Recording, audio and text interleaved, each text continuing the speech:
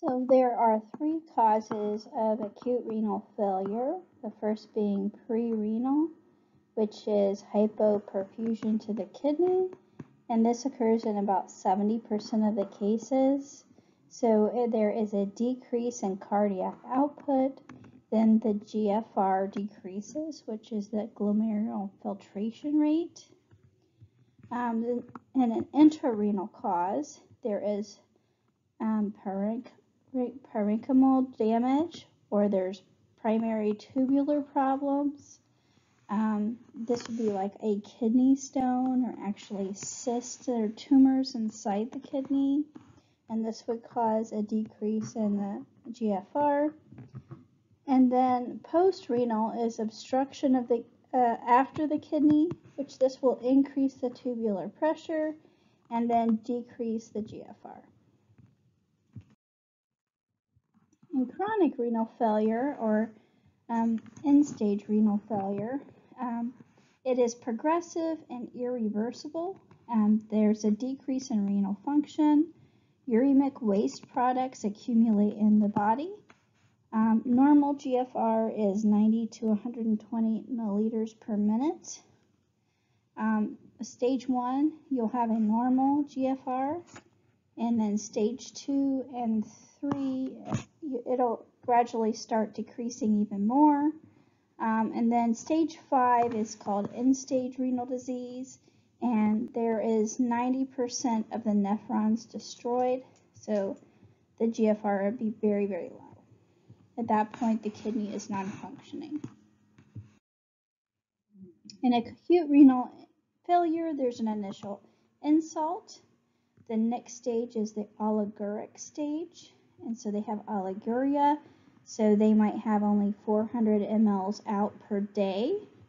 They will start to have uremic symptoms like an increased potassium and other labs that seem to go up. They might have fullness, nausea and vomiting, abdominal cramping and pain, and muscle cramps.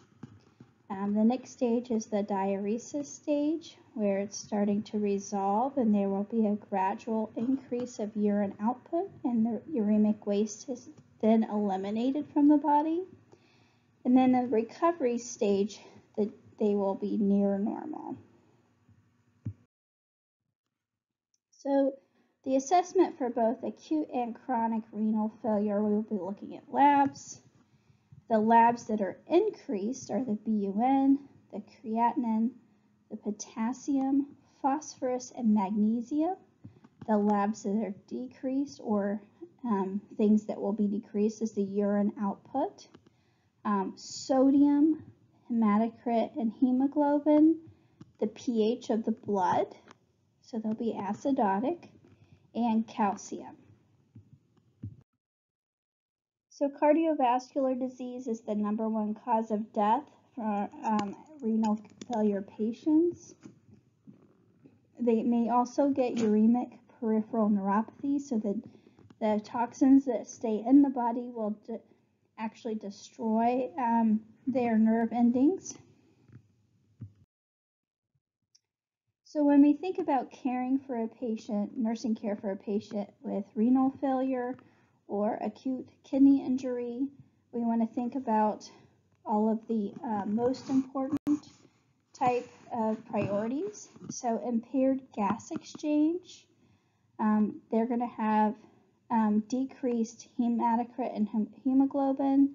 So we will do interventions to increase the red blood cells, like transfusions or administration of erythropoietin. Risk of infection, they have a decreased immune system because their body is not functioning normally. So we will use aseptic technique, which is hand washing and PPE when necessary. And they will get annual influenza and pneumococcal vaccines. Activity intolerance, that happens not just because their hematocrit and hemoglobin are low, but they also have fluid volume overload. When we have fluid volume overload, it's more difficult to move due to swelling, and also they could possibly have infiltrates in their lungs and have decreased gas exchange that way. So we want to have them balance activity with rest and interventions to increase red blood cells and hemoglobin. And deficient knowledge, there's so many areas that this can be used, and one is medications, and in your notes there's lots of ideas. Impaired skin integrity related to phosphorus deposits on skin. So phosphorus accumulates in the body and it is damaging to our skin, and it coats our skin like a white frost. They'll also call it uremic frost. So we will do interventions to control the itching, which would be Benadryl, Atarax, and there is a lotion called Lachydrin that can be used to help decrease the itching. Disturbed thought process. So with all these toxins in the body, the patient might have confusion, so we will be protecting the patient from injury. So common medications that patients are on with renal failure include antihypertensives, medications to combat their chronic anemia like ferrous sulfate, folic acid, and they may have erythropoietin because their kidney is damaged and does not produce that. Hyperkalemia, they may receive sodium polystyrene, which will increase their potassium elimination. They may be on sodium bicarbonate infusions because they are in metabolic acidosis. And they may be on diuretics to help rid them of fluids. This is for that fluid volume excess, but it is not used in end-stage renal disease because what it does is acts on the kidney to increase fluid output, but in end-stage renal disease that does not function anymore. We also have them avoid magnesium-based antacids because they can suffer from hypermagnesia. And then chronic renal failure medication doses may be reduced because the body does not filter the medication, so it stays in the body an extra long time. They also take care with things that have extended release or sustained release because it lasts even longer in their systems than a normal person. Phosphate binders are given to combat the high phosphate levels that happen with patients who have end-stage renal disease. The body likes to have phosphate and calcium at equal balance in the body. When the phosphate level goes high, calcium is actually pulled from the bone, and then there's bone demineralization, so it's an important balance to keep. And here are some of the medications that are given to keep that balance. Possible complications of renal disease include hyperkalemia, which then causes dysrhythmias, hypertension, seizures, pulmonary edema because of that fluid volume excess, infection due to reduced immune system support, and metabolic acidosis. Hemodialysis is usually done 3 times a week for 3 to 4 hour sessions. It can take place at home, outpatient, or inpatient. The goal is to extract toxic nitrogenous substances from the blood or the uremic waste and then remove excess fluids. It is they use a dialyzer or artificial kidney, and this is a filter that's in a machine. It is a synthetic semi-permeable membrane. It replaces the glomeruli and the tubules of the kidney. Heparin is also used to prevent clotting. It uses the principles diffusion, which the toxins and the waste move from an area of high concentration to a lower concentration. It uses osmosis to remove water from an area of low concentration to high concentration. And ultrafiltration, it actually applies a suction force to the dialyzer, so excess water moves from an area of high high pressure to low pressure. And there's a video on that last page that talks to you about how dialysis works. This is 3 different vascular accesses that can be used in dialysis. We have a temporary dialysis catheter. Notice that it has an arterial line and a venous line. Also, you can have an AV fistula, and this is the top picture where they are connecting a venous and artery together to create a fistula.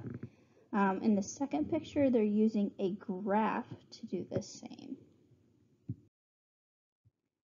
When you're caring for a patient with a access site for dialysis, you're not to do any blood pressures or blood draws or IVs in the limb that they have the vascular access. We're to teach the patient to be very protective of the access site. We're going to listen for the bruit, which is kind of like a swishing noise, where we could hear the blood actually go through the fistula, and we can feel the thrill, and that's basically feeling the vibration of the blood moving through the vein or the fistula. So using our stethoscope, so we will hear the bruit and we will feel the thrill by palpation. So here's just another slide describing the vascular accesses. It's important for us to identify old fistula and grafts from current ones, so we need to know which one is the functioning one. Devices can be a double lumen large bore catheter, and it's in the subclavian. This is the temporary dialysis catheter. It can also be in the jugular or femoral veins. These are quick to install, and they can be used immediately, but they do have high infection rates. They require a lot of patient teaching, and patients won't be able to swim or shower.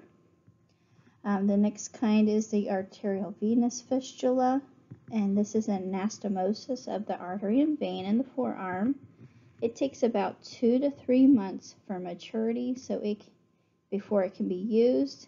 We encourage hand exercises like squeezing a ball. The AV graft is where the artery and vein are joined with a synthetic graft. And again, we'll assess for bruit and thrill in AV fistulas. So care of patients receiving hemodialysis, we're going to do a daily weight on them to make sure we know how much they weigh prior to dialysis. We're going to be holding water-soluble medications like vitamins and antibiotics. And we're going to have the weight after the dialysis. 1 kilogram equals 2.2 pounds, right? We all know that. But 1 kilogram is equal to 1 liter of fluid. So they will determine how much fluid is removed after they do that by weighing the patient. And that'll help us keep close eye on them. Everybody has a dry weight, and that is the goal of dialysis. But we do have to monitor their vital signs and make sure they're tolerating the removal of fluid, because there's a great big hemodynamic shift from being fluid overloaded to not having all that fluid. So we have to be very careful with cardiovascular medications on dialysis day, like blood pressure medications. And antibiotics and other IV meds may be held until after dialysis, because if they got them before dialysis, then they would be dialyzed out of their system and not be of much help. And just anticipate cardiac monitoring while the patients are in hospital, because they will have increased risk for dysrhythmias due to their high potassium levels.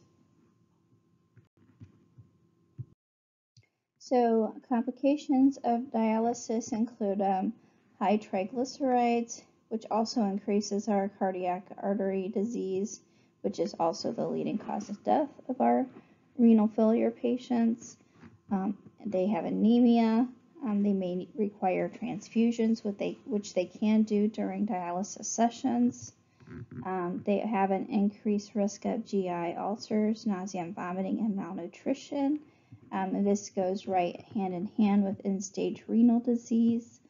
And then hypotension. This is a major complication post-dialysis.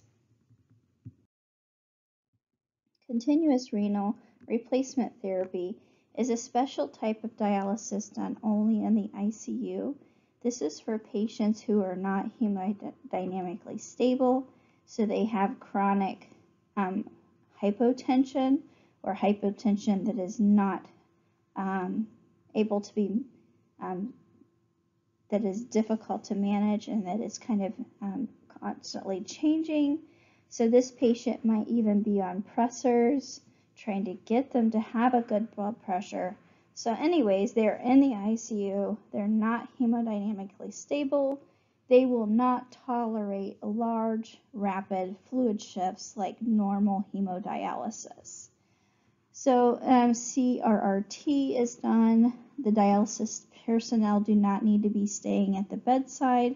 This is continuous dialysis. It's removing very small amounts of fluid per hour, and it's continuous. They usually use femoral lines. They're very quick to initiate, and this is again done only in the ICU. Excuse me. Peritoneal dialysis. The peritoneal membrane serves as a semi-permeable membrane. The principles used are diffusion and osmosis.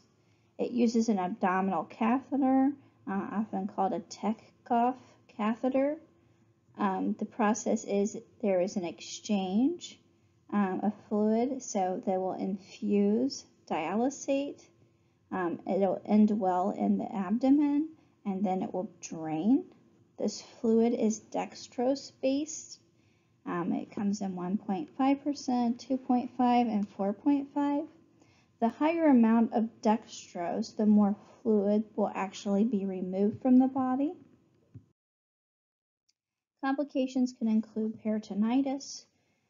We would notice a cloudy drainage coming from the patient when they're doing the draining of the fluid.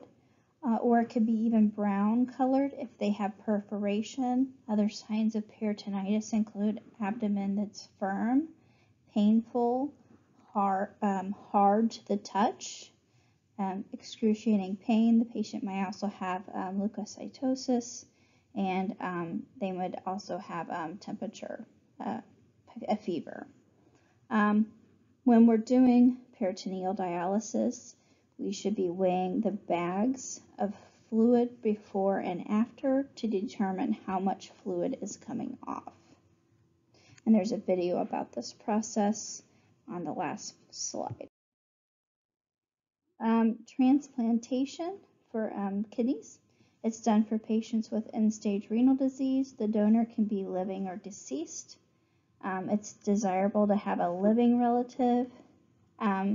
And it's contraindicated to have donation if there's any infection or history in cancer in your donor. Pre-op has a very thorough assessment for both the donor and the recipient, including dental, psych eval, and they have to stay healthy while they're waiting for transplantation. Intraoperatively, they will leave the kidneys in that are non-functioning, and the donor kidney will be placed in the iliac fossa, so it's just a little lower than the normal area that the normal kidneys are. Postoperatively, we're going to be watching for urination.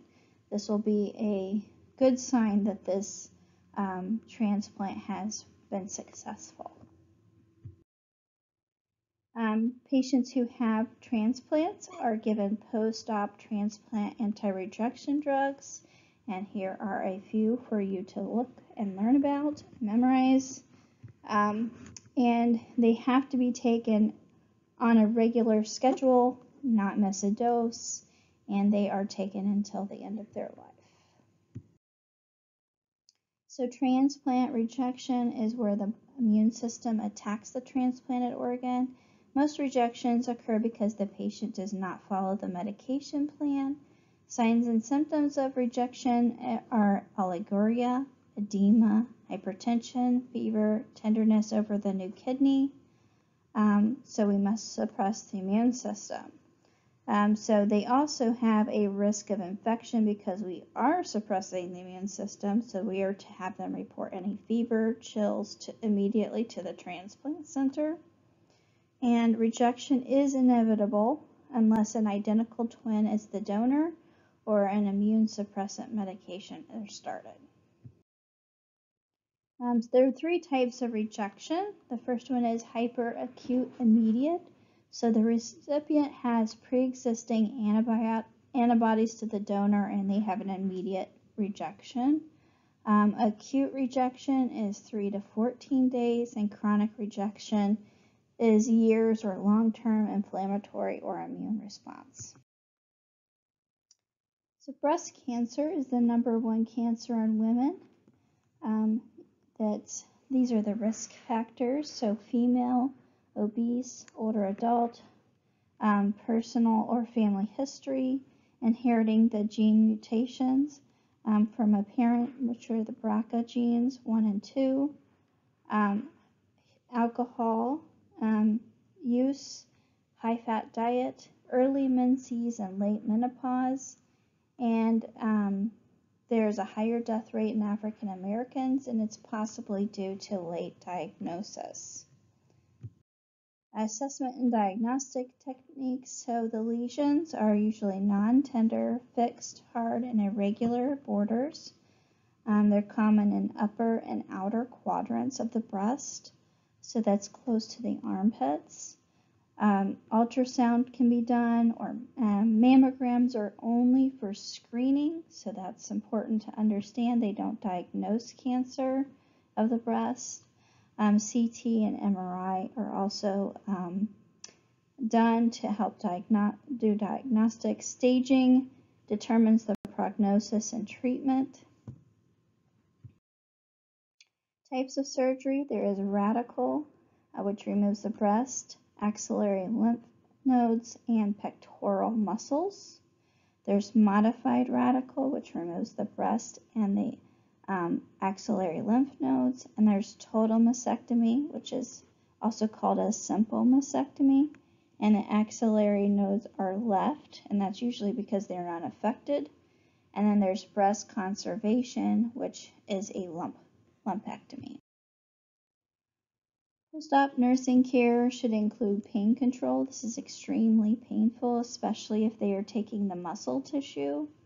They are at risk for neurovascular dysfunction due to involvement with a lot of nerves in the area of the breast.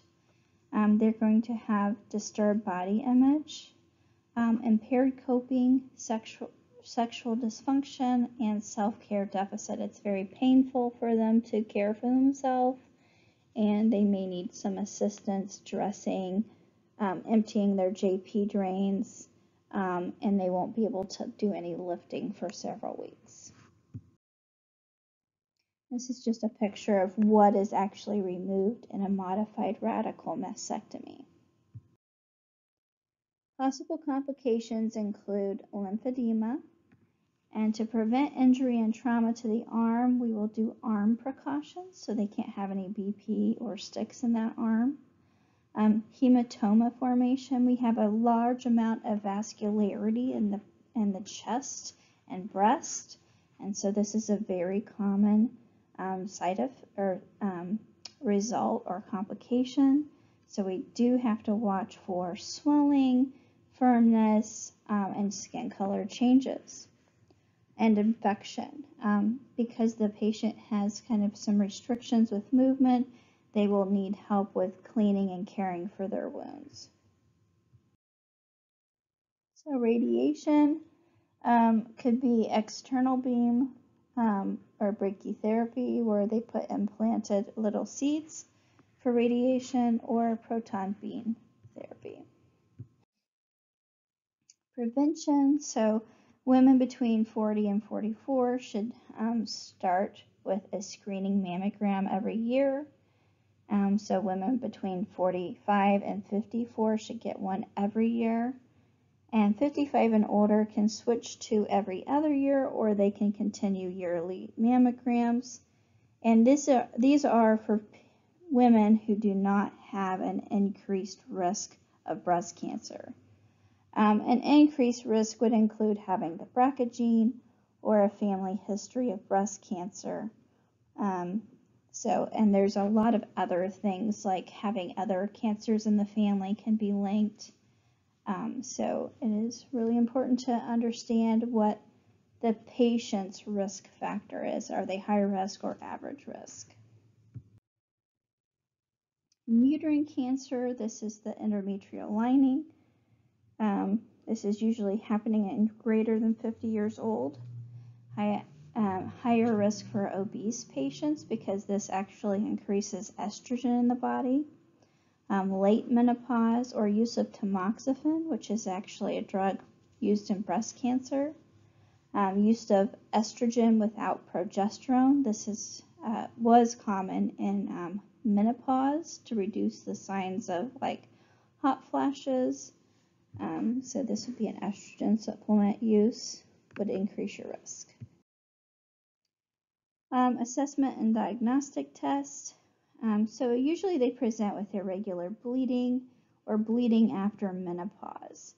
Endometrial aspiration and biopsy is how they are diagnosed. They also might have a transvaginal ultrasound, and it would just measure the thickness of the endometrium. Hysterectomy is the #1 surgery for this cancer. It can be open or laparoscopic. A total abdominal hysterectomy includes the uterus, cervix, fallopian tubes, and ovaries. Because this is a belly surgery, we want to focus on prevention of DVTs, help with anxiety. They may have disturbed body image, or they may be young and they cannot have any more children or can't have their first child. It's very painful. If they've used the open approach, they're going to have a lot of pain because they will be cutting muscle tissue to get to the uterus. And there's deficient knowledge. There's a lot of post-op education that needs to happen regarding lifting, healing, and how to prevent complications like DVT. So complications are DVTs. Hemorrhage, so there is normally a tiny bit of blood on the pad after the surgery, so if we have a large amount of blood or it's soaking the pad, that is going to point to hemorrhage. They may have bladder dysfunction because they have to move things around to actually get to the uterus, so they may have inflammation and have difficulty urinating after the surgery. It is temporary. And then metastasis, they will be monitoring the CA-125 levels.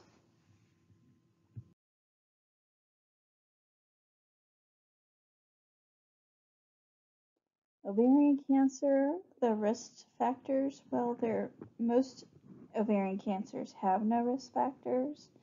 The only one would be a family history, or greater than 60 years old, early or late menses, and obesity.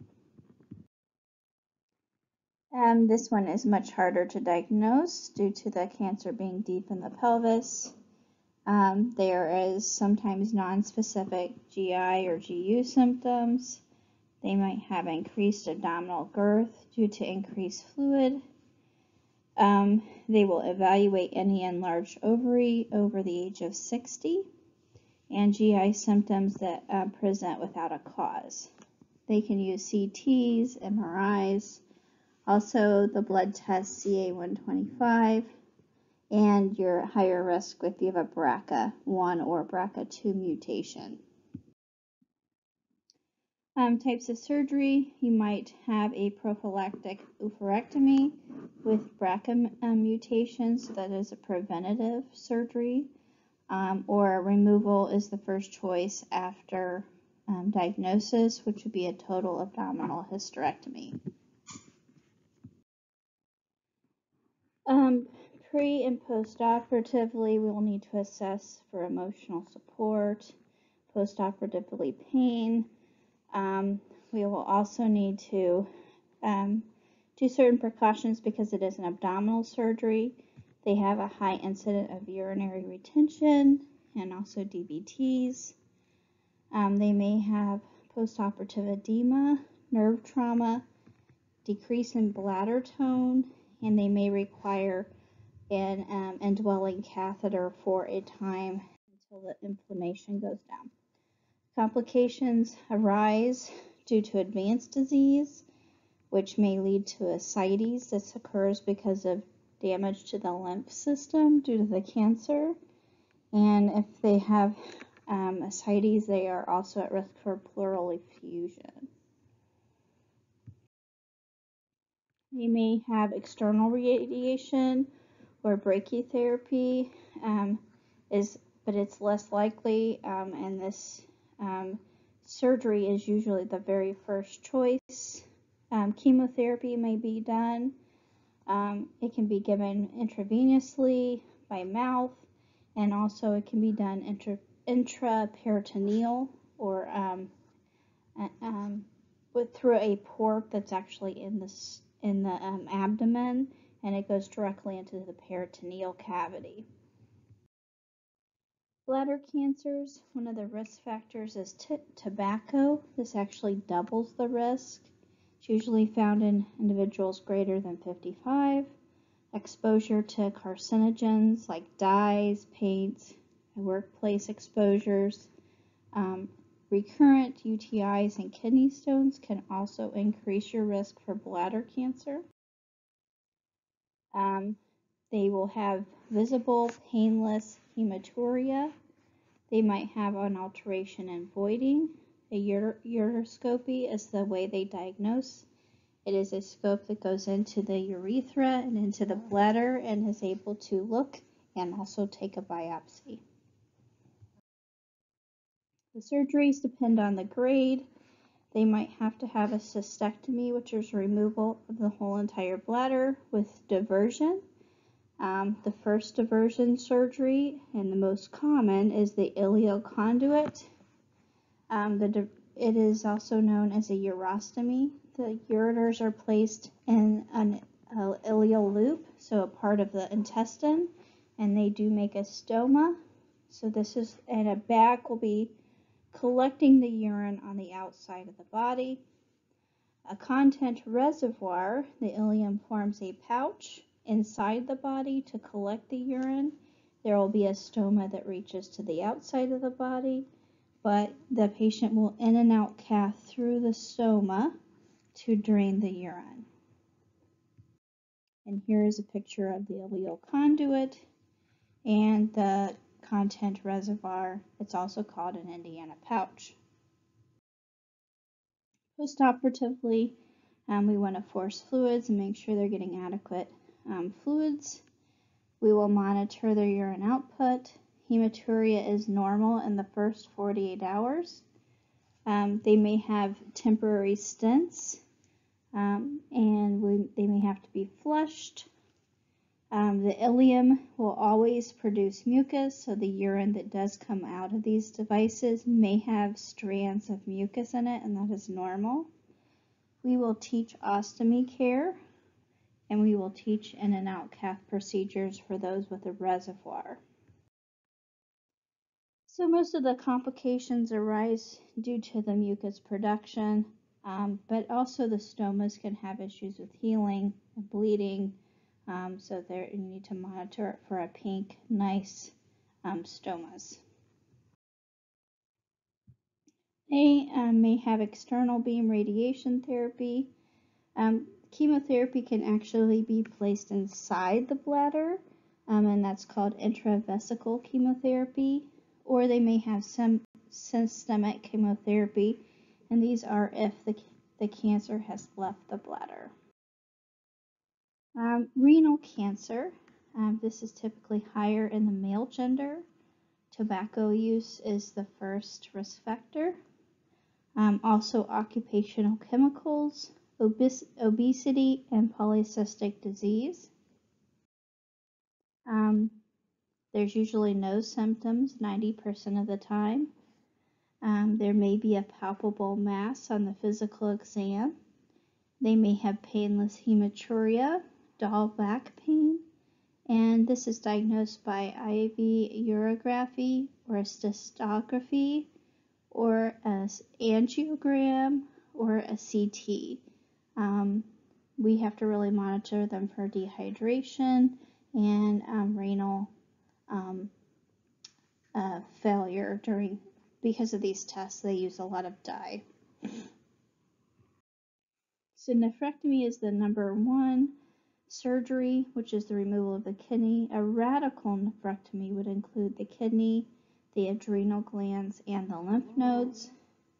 The renal artery embolization will create infarcts on the tumor. So basically it's blocking that tumor's blood flow. And this can be usually used when the cancer has metastasized or prior to a nephrectomy. Post-op nursing care, typical post-op and discharge teaching.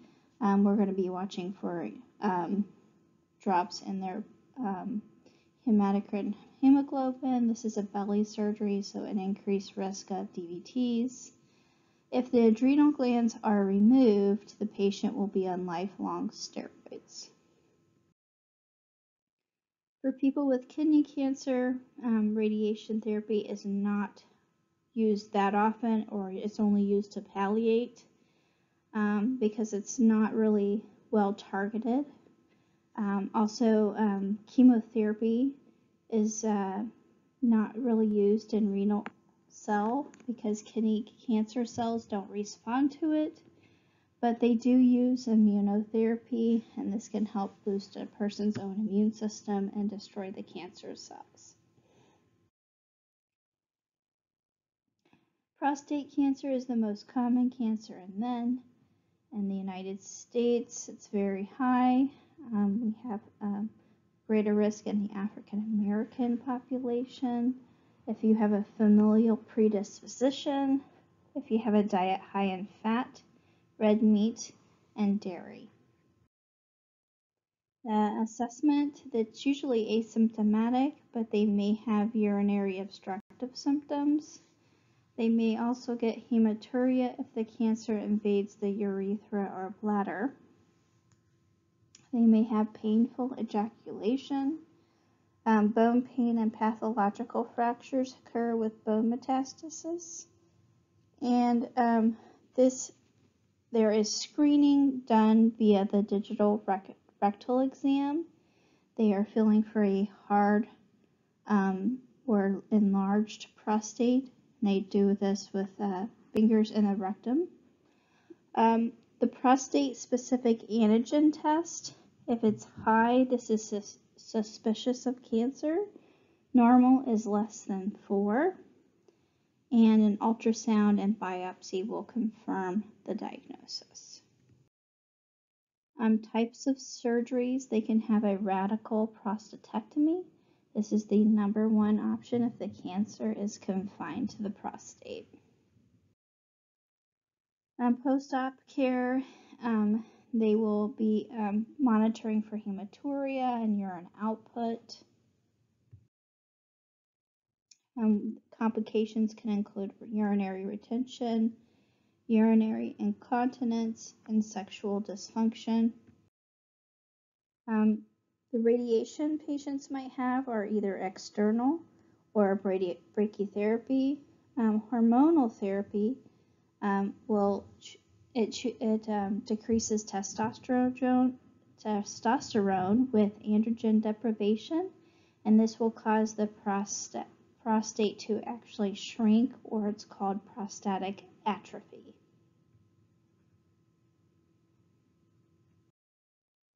Testicular cancer, the risk factors are, it's most common cancer in ages 15 to 35.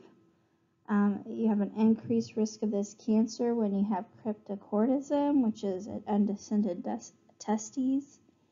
It's also increased in family and personal history, Caucasian Americans, and HIV positive status. Assessment and diagnostic test. It's a palpable, painless mass. Testicular exams are important to teach to adolescents. The surgery is called an inguinal orchiectomy, and they are both diagnostic and a treatment. And CTs and MRIs will check for metastasis to thoracic cavity and brain. That's where they most often have metastasis to. It's high cure rate. The orchiectomy, of course, can diagnose, but also removes the tumor. They also may do retroperitoneal lymph node dissection to diagnose and prevent lymph node involvement. And then post-op nursing care includes discussions regarding sperm bank options before the orchiectomy. The treatment may be long if they have to take medications. You need to address body image. There are prostheses for replacing testicles. And we need to teach testicular self-exam and untreated testes. 2/3 of individuals are infertile after treatment.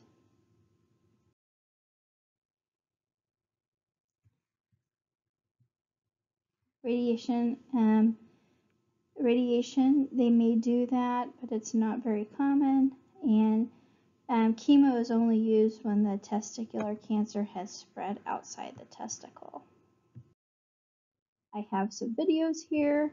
I really want to highlight the understanding of what dialysis is.